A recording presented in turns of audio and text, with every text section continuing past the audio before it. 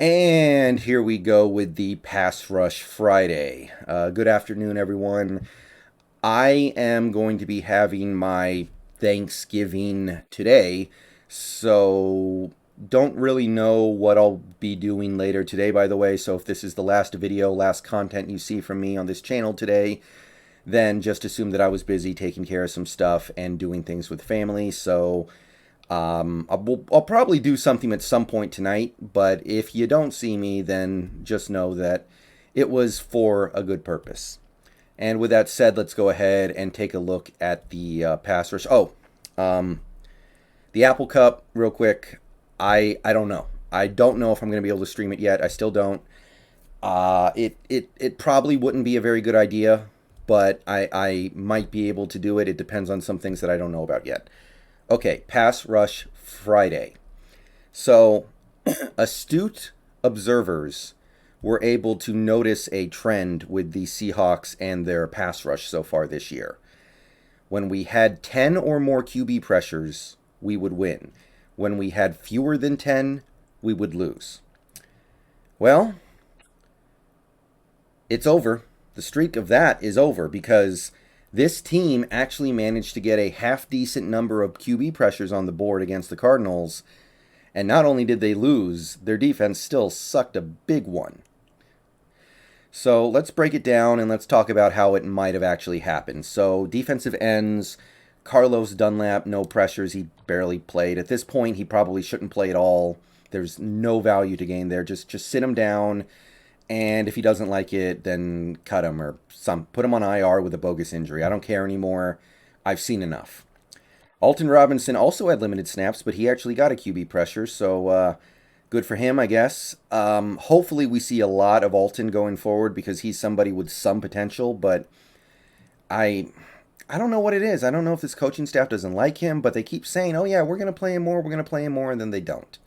So my expectations are low. Benson Mayowa had 0 QB pressures despite playing over 50 snaps.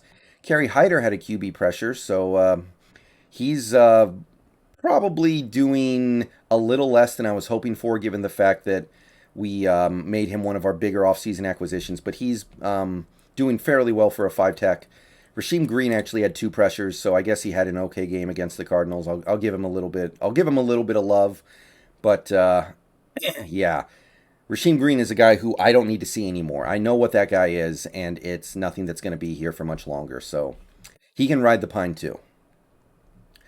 Okay, defensive tackle. Good news here.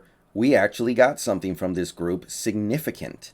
And it's not just Brian Monet, who I've highlighted once or twice already as being probably our best player against the Cardinals. He had 2 QB pressures, and they both resulted in a sack. He had a sack and a half against the Cardinals, so both of our sacks came because Brian Monet got involved. We also had Poona Ford, who had his best game as a pass rusher by far. He got 3 pressures on Colt McCoy. So, step in the right direction there. Now, don't get it twisted. Poona Ford, not a 3-tech. And it's really tragic that we're playing him there right now. It feels like we're wasting something that's pretty good there. But, good game for him. If he can continue to develop those talents, then hopefully he can continue to build on those next year, playing a more normal position for a guy like a Poona Ford. Al Woods, nothing. Collier didn't play, and Kemdichi did not play. But between these two positional groups, we're already at 9 QB pressures. So, hey, not terrible. That's the damnable thing. The pass rush got better, the defense got worse. Like, we talked about the pass rush against the Packers. Awful, terrible, atrocious. Very, very little action, but the defense played great.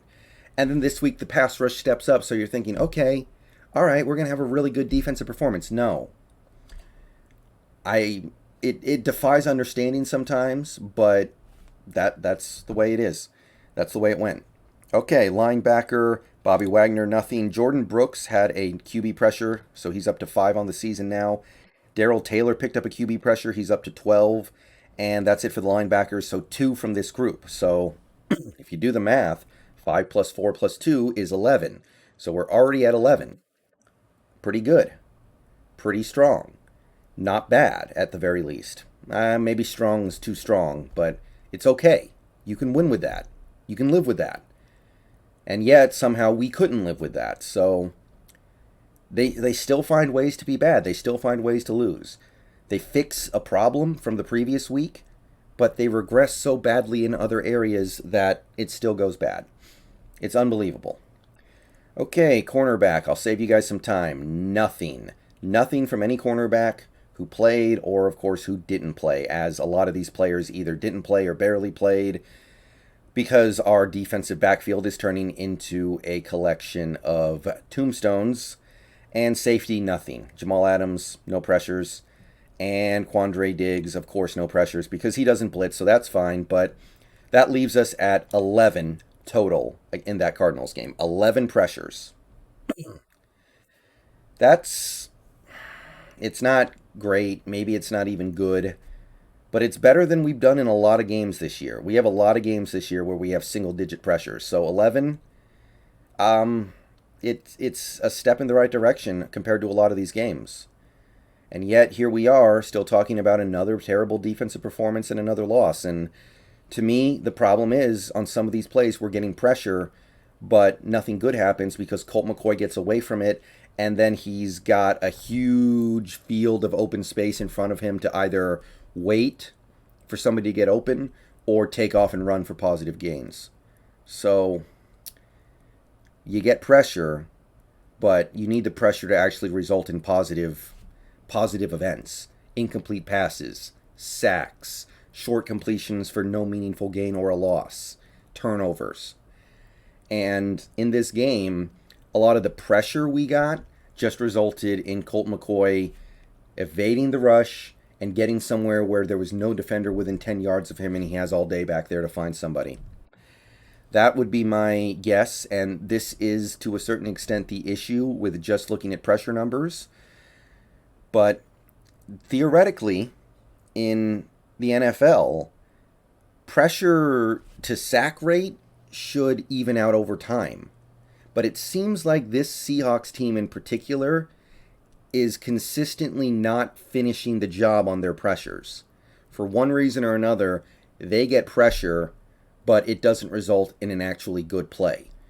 In theory, that should be evening out over time. It doesn't seem like it is. So I don't really know what the solution is. This is something that I feel like has been happening ever since 2017 when Michael Bennett, his game deteriorated and he was getting into the backfield. He was getting to the quarterback, but then he couldn't finish the job. He would lunge at him and miss. He would grab him and then let him go.